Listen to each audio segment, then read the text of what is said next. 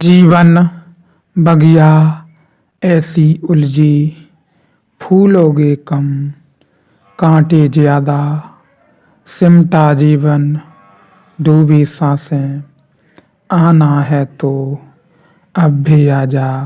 यदि आपने अभी तक अंतिम अध्याय न देखा हो तो अंतिम अध्याय देखें, और यदि आप समझ सकें तो इस अध्याय को जरूर देखें।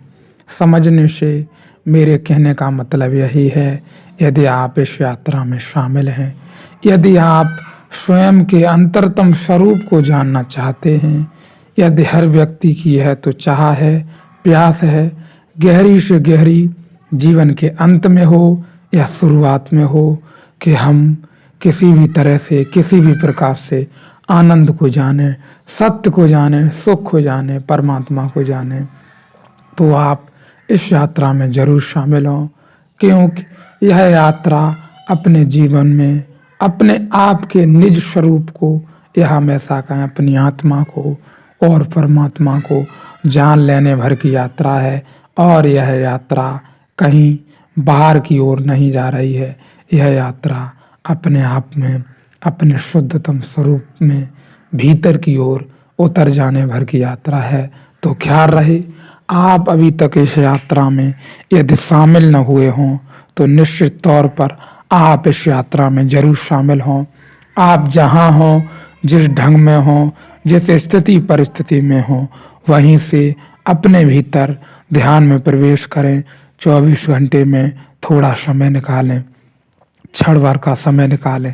जहाँ भी हैं, जिस भी ढंग में हैं, जीवन की जिस भी स्थिति परिस्थिति में हैं, आप थोड़ा समय निकालें। कहीं घर में, बाहर, व्यवसाय में, जहाँ भी हों, नौकरी में हों, थोड़ा समय निकालें, थोड़ी देर बैठें, केवल शांति से बैठें। शांति से बैठने का मेरा मतलब यही है कहने का कि आप बस बैठें, आप खोपड़ी की चिंता न करें। खोपड़ी में विचार चलेंगे, मन इधर उधर भागेगा, भागने दें, वह स्वतः ही धीरे धीरे शांत होने लगेगा। आप कुछ भी न करें, आप बस साहस थोड़ा जुटाएं, थोड़े समय कहीं एकांत में, थोड़े समय रात्रि में जागकर, घर में रहते हुए, परिवार में रहते हुए, व्यवसाय नौकरी में रहते हुए, अपने अंतरतम स्वरूप को जान लेने भर की यह यात्रा है। इसलिए आप ध्यान में प्रवेश करें और ध्यान में केवल और केवल अपने भीतर से शुरुआत करें, अपने भीतर प्रवेश करें, और कहीं कोई ध्यान में प्रवेश करने का बाहर इस दुनिया में द्वार नहीं है। स्वयं के अतिरिक्त यदि आपको जानना है, अपने अंतरतम स्वरूप को गहराई से गहरे में उतरना है, तो आपको ध्यान का ही सहारा लेना पड़ेगा, और कोई उपाय नहीं है।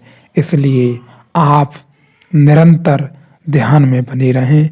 यदि आप मेरे साथ इस यात्रा में शामिल हैं, अनुभव बड़े गहरे हैं, जो लोग मेरे साथ निरंतर इस यात्रा में शामिल रहे हैं, उनके भीतर एक गहन समाधि लग रही है, या मैं ऐसा कहूँ अभी तक एक ऐसी ऊर्जा, एक नई कुछ शक्ति, ऊर्जा हम कुछ कहें, उसका जन्म हुआ है। हमें पता भी नहीं है और हम बोले जा रहे हैं। हमें पता नहीं है न आगे आने वाले कल का, न पीछे बीते हुए कल का। हम केवल और केवल क्षण में जी रहे हैं, और हम क्षण में भी कैसे जी रहे हैं इसका भी हमें कोई पता नहीं है। जब हमें भूख लगती है हम भोजन ले लेते हैं, जब हमें प्यास लगती है हम पानी पी लेते हैं, जब हमें बाहरी जीवन में कोई काम करना होता है तो हम कर लेते हैं। लेकिन एक ऊर्जा है, वह हमें शांति से जहाँ भी वातावरण शांत होता है उस तरफ खींचने के लिए प्रवाहित करती है। हर जगह से जहाँ भी हैं हम, केवल वह भीतर से आवाज़ कि शांति, जहाँ भी वातावरण शांत है, और वह ऊर्जा तुम्हें चारों तरफ से घेर लेती है।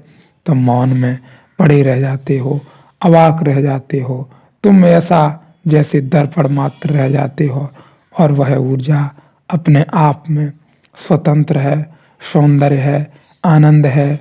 उसे जो भी नाम दें, हम कहें आत्मा है, तो आत्मा तो नहीं, लेकिन ख्याल रहे वह कुछ है, विशेष है। उसके संबंध में मैं आपसे कहूँ कि आपके भीतर जो भी घटा है, आप अपने आप से स्वयं अनुभव करें। आप अपने आप के स्वयं ही गुरु हैं। यदि आप अपनी परीक्षा समय पे लेते रहें और अपनी ठोंक पीट करते रहें कि आप किस यात्रा में किस ओर बढ़ रहे हैं, किस पड़ाव की ओर बढ़ रहे हैं। ख्याल रहे समाधि भी आती है, लेकिन कुछ भी स्थिर नहीं है, कुछ भी टिकाऊ नहीं है इस यात्रा में। यह ख्याल रहे ध्यान की यात्रा में प्रत्येक पल अमूल्य है। और जो भी मेरे साथ ध्यान में रहे हैं वे अब क्षण क्षण में जी रहे हैं, क्षण क्षण जी रहे हैं। न पीछे बीते हुए क्षण, न आगे आने वाले क्षण उन्हें किसी भी भांति पकड़ नहीं रहे हैं।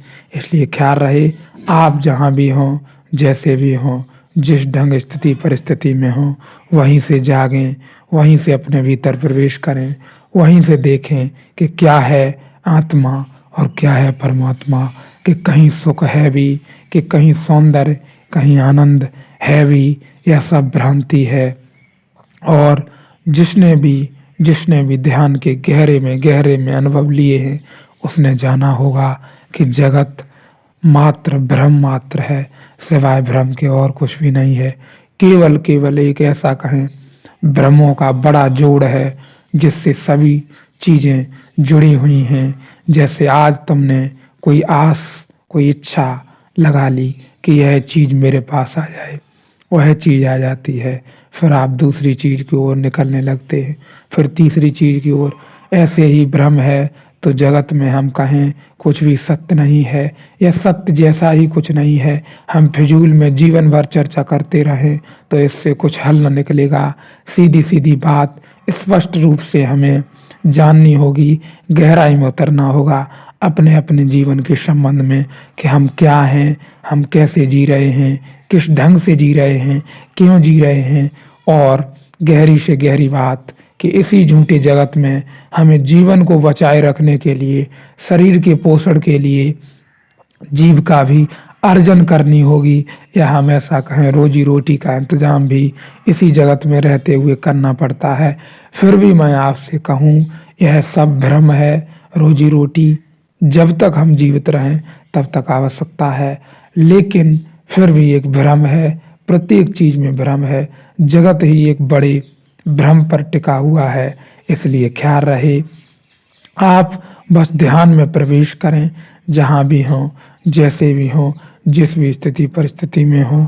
आखिरी प्रश्न आप ख्याल रहे ओशो जब अष्टावक्र गीता पर प्रवचन कर रहे थे, उस समय के दौरान लोगों ने जो प्रश्न पूछे थे, उन्होंने अपनी समग्र शक्ति के अनुसार इस प्रश्नों के उत्तर देने चाहे। इसलिए ख्याल रहे आप बस मेरे को ऐसे ही सुने। बाहर से यात्रा का मार्ग मिल सकता है, बाहर से यात्रा की खबर मिल सकती है, लेकिन उतरना हमें अपने भीतर ही है।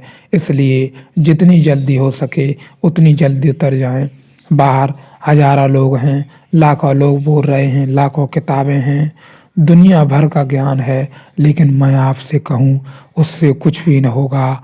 आपको मार्ग यदि उससे मिल जाए, बाहर कोई गुरु, कोई संत, कोई सन्यासी, कोई फकीर, कोई ज्ञानी, कोई जानने वाला, कोई विचारक, कोई भी ऐसा व्यक्ति हो जिसे परमात्मा के संबंध में जरा भी पता हो, जरा भी जानकारी हो, उसके जरा भी अनुभव हैं, तो वह कह सकता है।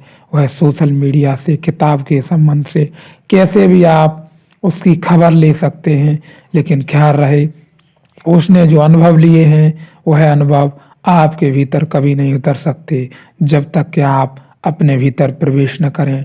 इसलिए मुझे आप केवल और केवल सुने, किसी को भी आप सुने, केवल और केवल सुने। वो कहते हैं ना कि आप उपदेश बाहर से जरूर लें, लेकिन आदेश अपने भीतर से लें, क्योंकि हमें अल्टीमेटली अंततः अपने भीतर ही उतरना है, क्योंकि वहीं से मार्ग है, वहीं से हमें चलना है। तो बाहर की बातें सब फिजूल हैं। इसलिए ख्याल रहे धीरे धीरे जितनी जल्दी हो सके हम अपने भीतर उतर जाएं, उतना अच्छा होगा। अपने भीतर ध्यान में उतर जाएं।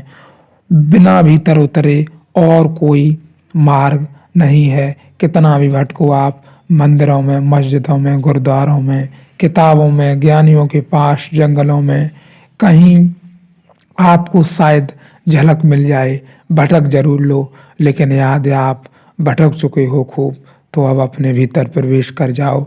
भटकाव भी जरूरी है, उसके बाद ही तो आपके भीतर प्रश्न उठेंगे कि हम सब जगह तो खो ही लिए, कहीं दिखाई नहीं पड़ता, कहीं शांति की, कहीं आनंद की, कहीं प्रेम की, कहीं सुख की किरण दिखाई नहीं पड़ती। तब आप अपने भीतर उतर जाएं ध्यान में, बस इतना काफी है। कुछ प्रश्न, आखिरी प्रश्न, मेरे माजी के तलखे अंधेरे में, बता रजनीश क्या देखा तूने, गर्द से आयाम में था उलझा, या बाहर उलझनों से आता देखा, मेरे अतीत के गहरे अंधेरे में क्या देखा, क्या मैं भाग्य चक्र में उलझा था या भाग्य चक्र के बाहर आ रहा था। दिनेश ने पूछा है, उलझे तो अभी भी हो, और भाग्य चक्र में आदमी उलझा ही रहता है। अब तक पूरा न जाग पाए। भाग्य चक्र का अर्थ ही इतना होता है कि हम बेहोशी से चले जा रहे हैं। भाग्य होता ही बेहोश आदमी का है, होश से भरे आदमी का कोई भाग्य नहीं होता। बेहोशी आदमी के संबंध में ज्योतिषी में भविष्यवाणी कर सकते हैं। होश वाले आदमी के संबंध में कोई ज्योतिषी कोई भविष्यवाणी नहीं कर सकते। होश वाले आदमी के संबंध में कोई ज्योतिषी कोई भविष्यवाणी नहीं कर सकता, क्योंकि होश से भरा हुआ आदमी क्या करेगा इसका कोई निर्णय अतीत के हाथों में नहीं है। बेहोश आदमी क्या करेगा यह सब अतीत पर निर्भर है। अगर तुम्हारा अतीत बता दिया जाए, पता हो, तो तुम्हारे भविष्य की भी घोषणा की जा सकती है।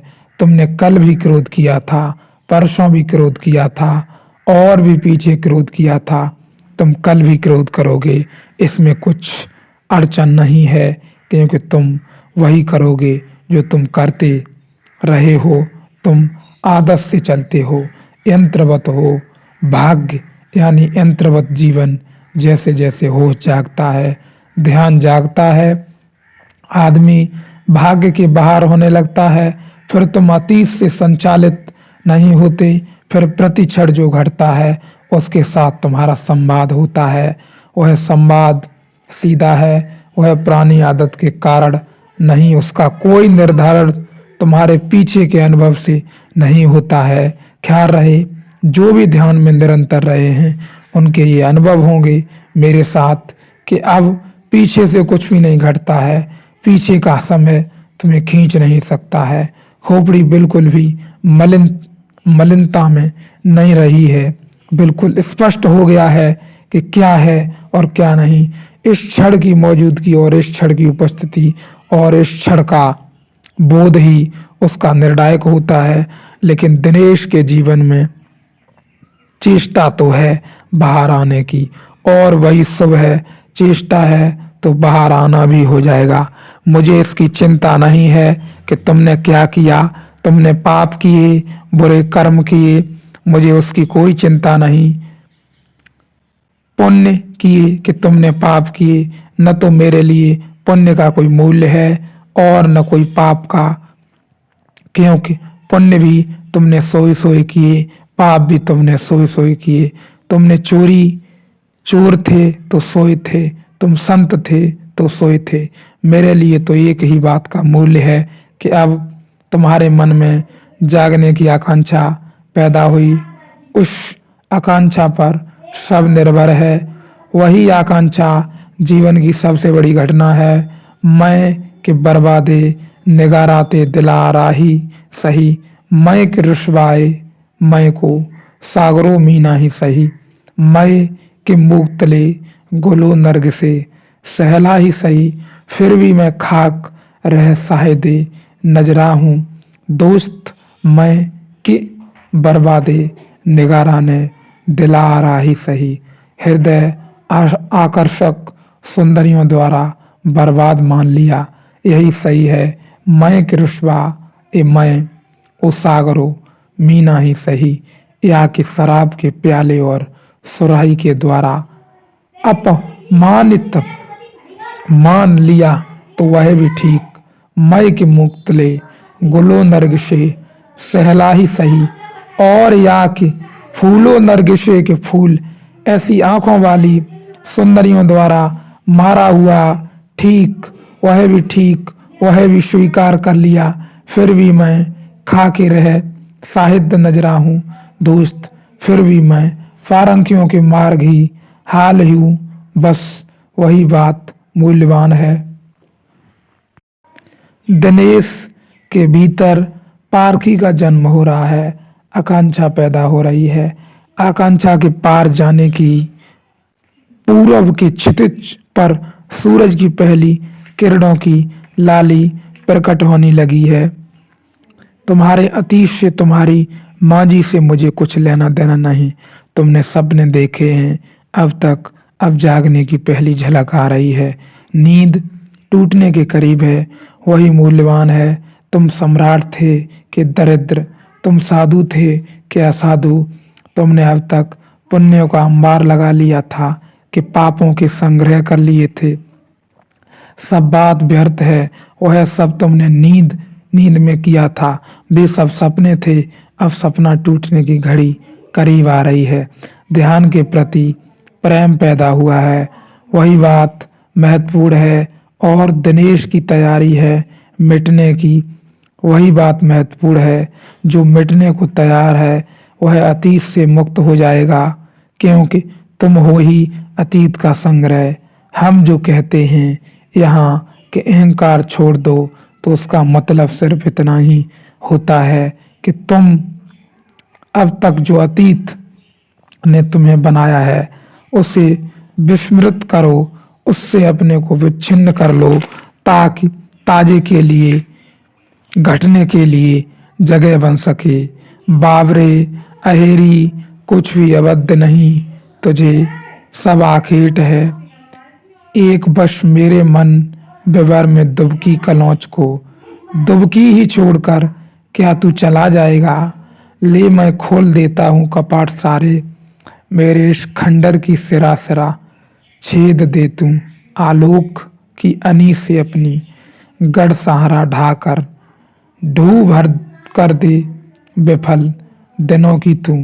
कलौच पर मान जा मेरी आंखें, आंजला तुझे देखूं देखूं, और मन में कृतज्ञता उमड़ आए। पहनूं सिरोपे से ये कनक तारे तेरे, बावरे अहेरी। दिनेश की प्रार्थना मुझे सुनाई पड़ रही है। ले मैं खोल देता हूँ कपाट सारे, मेरे इस खंडर की सिरा सिरा छेद दे। आलोक की अनी से अपनी, और वही शुभ घड़ी है, वही भाग्य दो है जब तुम किसी के पास जाकर कह सकोगे मिटा दो मुझे गढ़ सारा, ढा कर ढा भर कर दे विफल दिनों की तू। कनौच पर मान जा मेरी आंखें, आन जा ध्यान पानी आंखों का आंजा है। ध्यान यानी आंखों को ताजा करना है, नया करना है, अतीत की धूल झाड़ना है। मेरे माजी के तलखे अंधेरों में बता रजनीश, क्या देखा तूने। नहीं, तुम्हारे अतीत की मैं चिंता ही नहीं करता। जो गया गया, जो बीता सो बीता। गर्दिश आयाम में था उलझा, या बाहर उलझनों से आते देखा। नहीं अभी और नहीं बाहर, लेकिन बाहर आने की पहली आकांक्षा उठी, और पहली आकांक्षा का उठाना आदि यात्रा का पूरा हो जाना है। ले मैं खोल देता हूँ कपाट सारे, मेरे इस खंडर की सिरा सिरा द्वेद दूं आलोक की अनी से अपनी। इधर मैं प्रकाश लिए बैठा हूँ, तुम अगर तैयार हो हृदय को खोल देने को तो मृत्यु घटेगी, और तुम्हारा नया जन्म भी होगा। सूली भी लगेगी, ख्याल रहे मृत्यु तो घटेगी। मृत्यु होगी तुम्हारे अहंकार की, और मृत्यु घटनी ही चाहिए, क्योंकि ध्यान में यदि मृत्यु न घटे तो समझना कुछ गड़बड़ है। ध्यान में मृत्यु घटेगी, और जो भी व्यर्थ है, जो झूठ है, उसकी मृत्यु हो जाएगी। जो शाश्वत है वही बचेगा। सूली भी लगेगी और तुम्हारा पुनर्जन्म भी होगा, पर मिटने की तैयारी चाहिए, पूरी पूरी मिटने की तैयारी चाहिए। वही सन्यास है, वही सन्यास है भीतर से, भीतर जाकर भीतर को ही मिट जाना, भीतर ही मर जाना, वही सन्यास है। झूठ अपने आप तिरोहित हो जाए, जो शाश्वत है वह बच जाए, वही सन्यास है। अतीत से अपने को विच्छिन्न कर लेना, अतीत से अपने को जो पीछे का था उससे अपने आप को अलग कर लेना, अतीत की भूमि से अपनी जड़ों को बिल्कुल उखाड़ लेना। नई भूमि की तलाश है। अतीत तुम्हारी छाती पर बैठा न रहे, तुम्हारी खोपड़ी में न बैठा रहे, तुम्हें खींचता न रहे, तुम्हें डुलाए न, बिल्कुल उससे तुम अलग हो जाओ, कह सको कि ये रहा अतीत, ये रहे हम, वर्तमान में हैं हम। फिर सन्यास जैसे अब तक जो था व्यर्थ था, जो हुआ हुआ, नहीं हुआ नहीं हुआ, अब हम उससे सब संबंध छोड़ देते हैं। अब आगे उसका कोई हिसाब न रखेंगे और अब पीछे लौट लौट कर न देखेंगे। गढ़ सहारा ढहा भर कर दें विफल दिनों की तू, कलौच पर मान जा मेरी आंखें। ओन जब मैं तैयार हूँ, अगर तुम तैयार हो तो मैं तुम्हारी आंखें।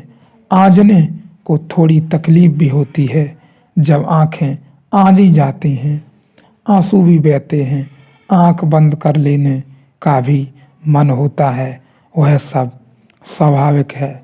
लेकिन अगर साहस हो तो परमात्मा सुनिश्चित घट सकता है। मेरी तैयारी है, अगर तुम भी तैयार हो तो कोई रुकावट नहीं बन सकती। छोड़ो पीछे को, आगे की सुध लो। ख्याल रहे जो भी अभी निरंतर ध्यान में प्रवेश कर रहे हैं, बेवश अपनी परीक्षा समय समय पर लेते रहें। किसी को भी सुनते हों, जहाँ से भी जीवन के अमूल्य सत्य की खोज में हो, जिसका कोई मूल्य नहीं है, जो परम दैवी है या हम ऐसा कहें परम पुण्य है, या हम ऐसा कहें परम प्रसाद है, उससे बढ़कर इस संसार में, इस दुनिया में, इस जगत में कोई प्रसाद नहीं है। यदि तुम उसकी खोज में हो, कहीं से भी हो, किसी के पास से भी हो, जिस भी ढंग में हो और जिस भी ढंग से खोज रहे हो, तो तुम्हें एक बात ख्याल रखनी है कि तुम अपने भीतर ध्यान में उतर जाओ और मिटने को राजी हो जाओ। धीरे धीरे छोड़ते चलो, देखते चलो कि यह भी मैं नहीं हूँ, कार भी मैं नहीं हूँ, घर भी मैं नहीं हूँ। घर में रहो लेकिन जानते रहो कि मैं घर नहीं हूँ। ये घर सुविधा है एक, कार में बैठो लेकिन सोचते रहो, जानते रहो जागते हुए कि ये कार मैं नहीं हूँ। इससे किसी भी प्रकार का लगाव न बन पाए, मोह न बन पाए, उससे किसी भी प्रकार का अहंकार का अर्जन न हो पाए, अहंकार विसर्जित हो जाए पूर्ण रूप से। धन में रहो, धन का उपभोग करो, लेकिन धन का अहंकार तुम्हारे सर पर, तुम्हारी छाती पर न चढ़ाए और न उससे मोह लगाव हो जाए। बस यहीं से हमारे सन्यास की यात्रा निकलेगी। ख्याल रहे जब तक हम अपने भीतर न पहुंच जाएं, तब तक हमें भला पता भी कैसे चलेगा कि लोभ क्या है, मोह क्या है, लालच और अहंकार क्या है। हम जानते तो हैं, बाहर पढ़ लिया है, खूब पढ़ लिया है, लोगों से सुन लिया है, लेकिन ये घटित कहाँ होता है? ये घटित तो हमारे भीतर ही होता है। कोई चीज़ों में लोभ या मोह या अहंकार, लालच नहीं छुपा है, यह हमारे भीतर मौजूद है। क्रोध भी हमारे भीतर मौजूद है। कोई चीज़ें क्रोध नहीं करती हैं, इसलिए ख्याल रहे कोई मकान, कोई धन, कोई और वस्तुएं क्रोध नहीं करती हैं। ये उनके प्रति हमारे भीतर या किसी दूसरे व्यक्ति के प्रति हमारे भीतर निकलता है। इसलिए हम अपने भीतर से ही यात्रा शुरू करें। कुछ अच्छा है तो कुछ बुरा है, सबको स्वीकारें और सब कुछ संपूर्ण समर्पण करें उस परमात्मा की यात्रा पर निकलने के लिए। ख्याल रहे बिना समर्पण के तो संभव ही नहीं है, क्योंकि इस यात्रा में चलने के लिए मेरा जो आज तक का अनुभव है, करने का तो कोई सवाल ही नहीं है। ध्यान कोई करने की विधि भी नहीं है, ध्यान में होने का भी कोई सवाल नहीं है। ध्यान में किसी भी ढंग से धीरे धीरे प्रवेश हो जाए, इतना काफ़ी है। कुछ भी करने का सवाल नहीं है। इसलिए ख्याल रहे बाहरी जीवन में जो घटनाएं चल रही हैं वे कर्म हैं और हम उन कर्मों के प्रति किस प्रकार सचेतन रहें, जागते हुए उन कर्मों को करें कि प्रत्येक कर्म से आंखें खुली रहें और प्रत्येक कर्म हमें मुक्त करता चले। ख्याल रहे इस जगत में मनुष्य के पास जो भी है उस अमूल्य परमात्मा के पास जीवन जीने के लिए रोजी रोटी जो भी है जीवन के सत्य गहरे के जीना है तो भोजन भी चाहिए, धन भी चाहिए, घर भी चाहिए। जीना है तो इस जगत में, तो उसके संबंध में यदि हम कहें तो हमें खोपड़ी में गहरे कर्मों के संबंध में भी जो कर्मों का विज्ञान है उसको भी हमें गहराई से समझ लेना होगा कि कर्म क्या है जो जीवन में हम घटित हो रहे हैं। प्रतिपल प्रतिदिन बाहरी जीवन में जो हम कर रहे हैं, हम खेत में जा रहे हैं, हम नौकरी में, हम व्यवसाय में जा रहे हैं, तो ये हमारे कर्म हैं और कर्मों से कोई बंधन पैदा न हो यदि हम उनको जागते हुए करें।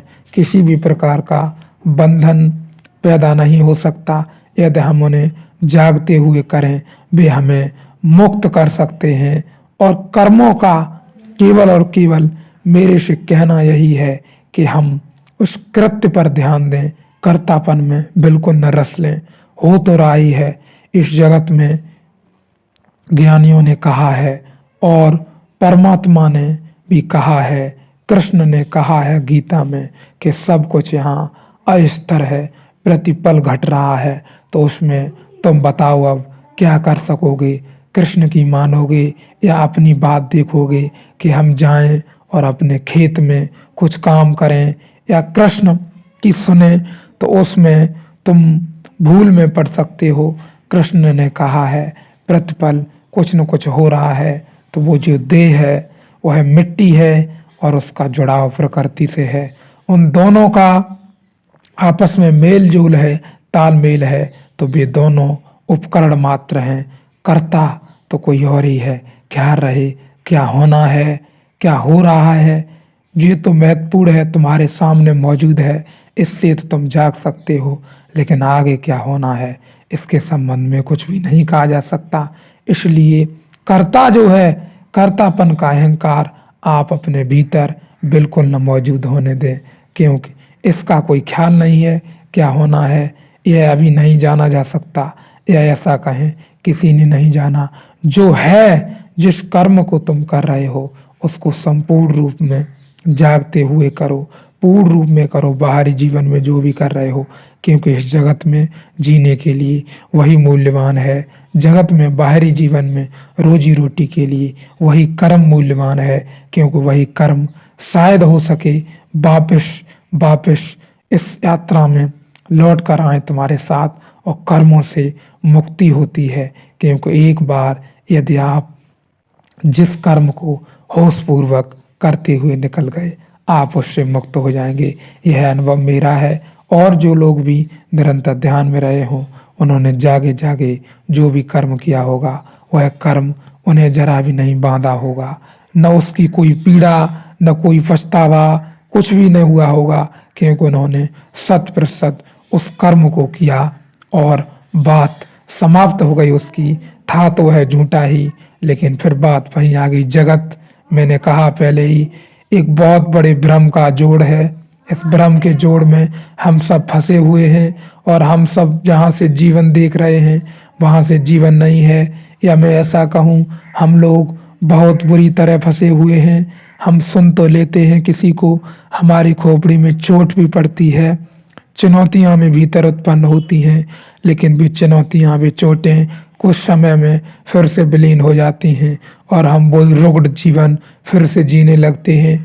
2-3 दिन हम पर किसी की बातों का असर रहता है, हम करने लगते हैं ध्यान, हम थोड़ा खोजने लगते हैं, किसी को सुन लेते हैं, क्षण भर को हमें शांति मिलती है, आनंद भी मिलता है, और हम चाहते हैं इस जीवन से, क्योंकि यहाँ सिवाय क्षणभंगुर, सिवाय दुख के और कुछ भी नहीं है।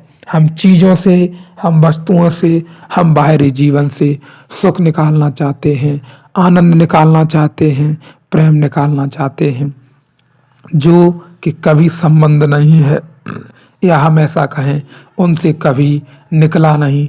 सदियों से लोग खोज में रहे कि जीवन में धन है, पद है, प्रतिष्ठा है, सब कुछ है, लेकिन सौंदर्य कहाँ है, शांति कहाँ है, आनंद कहाँ है। तो उसके लिए उन्होंने बहुत कुछ खोजा, फिर पाया कि यह बाहर मौजूद नहीं है। बाहर जीवन को जीने के लिए व्यवस्थाएं, सुविधाएं मौजूद हैं, चीज़ें मौजूद हैं, पोषण के लिए चीज़ें मौजूद हैं, विचारों को आप पढ़ सकते हैं, किसी के कोई चीज़ आप बना सकते हैं, कुछ सोच सकते हैं। आपकी बुद्धि बाहर के झटके खा खा कर आप जीवन के उच्चतम मूल्यों को जान सकते हैं, जी सकते हैं। आप बहुत सारा धन इकट्ठा कर सकते हैं, पद प्रतिष्ठा इकट्ठी कर सकते हैं, मान सम्मान इकट्ठा कर सकते हैं, लेकिन ख्याल रहे ये सब फीका है यदि सौंदर्य नहीं है, यदि प्रेम नहीं है, यदि आनंद नहीं है। और प्रेम, सौंदर्य, आनंद का एक ही मार्ग है। सदियों से लोग खोजते रहे हैं, एक ही मार्ग है, और वह है स्वयं के भीतर उतर जाना, ध्यान में उतर जाना। इसके अतिरिक्त कभी कोई मार्ग हुआ नहीं है और आगे भी नहीं होगा, क्योंकि जिसने जान लिया आनंद का मार्ग भीतर छुपा है, वह शांति से अपने भीतर प्रवेश कर जाता है। बिल्कुल कोई कोलाहल, कोई अशांति, कोई विचार, कोई वासना, कोई लालच, कोई मोह, कोई क्रोध पर वह अटकता नहीं है। वह जान लेता है कि भीतर से ये सारी बीमारियां यदि उत्पन्न हो रही हैं तो इनका इलाज भी भीतर ही मौजूद होगा। इसलिए मैं आपसे कहता हूँ, कुछ छोड़ने पकड़ने की भ्रांति में न पड़ें। आप अपने भीतर निरंतर ध्यान में उतरें, इतना काफ़ी होगा। और आप यदि निरंतर ध्यान में रहे तो एक दिन इतने आनंद या परमात्मा के समीप पहुंच जाओगे जहां आप स्वयं निर्णय ले सकोगे। ख्याल रहे आप बस ध्यान में उतरें, जहां भी हैं, जिस भी स्थिति परिस्थिति में हैं, जिस भी ढंग में हैं। और गहरी से गहरी एक बात कि जीवन में आप सोचते हैं हम धन इकट्ठा कर लें तब हम परमात्मा के संबंध में जान लेंगे, हम दुकान बना लें, हम शिक्षा ग्रहण कर लें, हम बड़े पद प्रतिष्ठा पर पहुंच जाएं, तब हम परमात्मा को जान सकेंगे। इससे परमात्मा का कोई संबंध नहीं है। आप फकीर हैं, आप भिखारी हैं, या आप सम्राट हैं, इससे आनंद का, सौंदर्य का, प्रेम का, ध्यान का कोई मतलब नहीं है। आपकी मैं भ्रांति दूर कर दूं, क्योंकि आप जहां भी हों वहीं से जागें। या आप ऐसा कहें घर में हैं, परिवार में हैं, अभी पत्नी है, बच्चे हैं, नौकरी है, दुकान है, माँ बाप हैं, अभी कैसे हम परमात्मा की ओर बढ़ें। तो जीवन में इतना समय कभी भी नहीं मिलेगा कि आप भीतर की यात्रा पर निकल सकें। इसलिए आप अभी और इसी क्षण अपने भीतर की यात्रा पर निकलें। कभी नहीं आएगा समय जब आप सोच और विचार से निकल सकेंगे। थोड़ा साहस जुटाएं और आप जो भी कर रहे हैं वह अच्छे ढंग से और कर सकेंगे यदि आप अपने भीतर यात्रा में उतरें। आप व्यवसाय में हो, आप नौकरी में हो, शायद आपके व्यवसाय नौकरी में और चमक आ जाए यदि आप अपने भीतर प्रवेश कर जाएं और आपके बाहरी जीवन पर कोई प्रभाव न पड़ेगा। आप वैसे ही रहेंगे, लेकिन आप भीतर से मिट जाएंगे, या मैं ऐसा कहूँ बिल्कुल सौंदर्य, सरल, शुद्ध एक बच्चे की तरह हो जाएंगे। जैसे एक छोटा बच्चा होता है, बिल्कुल छोटा बच्चा, उसी की तरह हो जाएंगे। ना आपकी कारों पर फर्क पड़ेगा, ना आपके घर पर, मकान पर, महल पर। इसलिए ख्याल रहे सदियों से मनुष्यों ने यह भ्रांतियाँ फैला रखी हैं कि नहीं हम संन्यास लेंगे तो हम घर छोड़ देंगे, नहीं हम परमात्मा के संबंध में जानेंगे तो हम जंगल चले जाएंगे, हम किसी मठ, किसी आश्रम, किसी मंदिर मस्जिद में चले जाएंगे। ख्याल रहे नहीं, इससे कुछ नहीं होगा जब तक हम जानने के लिए उत्सुक न हो, जानने के लिए हमारी खोपड़ी में चोट न पड़े, तब तक हम जान न सकेंगे। हम कहीं चले जाएं, इस बाहरी बदलाव से कुछ भी न होगा। हम कितने भी भागें, वस्त्र बदलते रहें, भगवा वस्त्र पहन लें, सफ़ेद वस्त्र पहन लें, डाल लें गले में माला, इससे कुछ भी न होगा यदि आप भीतर से आपकी चोट नहीं पड़ रही है, यदि आप भीतर की यात्रा पर नहीं निकल रहे हो और एक बार यदि आप भीतर की यात्रा पर निकल जाते हो तो आप पाओगे, आप जहाँ हो, घर में, परिवार में, व्यवसाय में, नौकरी में, वहाँ सिवाय परमात्मा के और आपको कुछ भी नहीं दिखता है।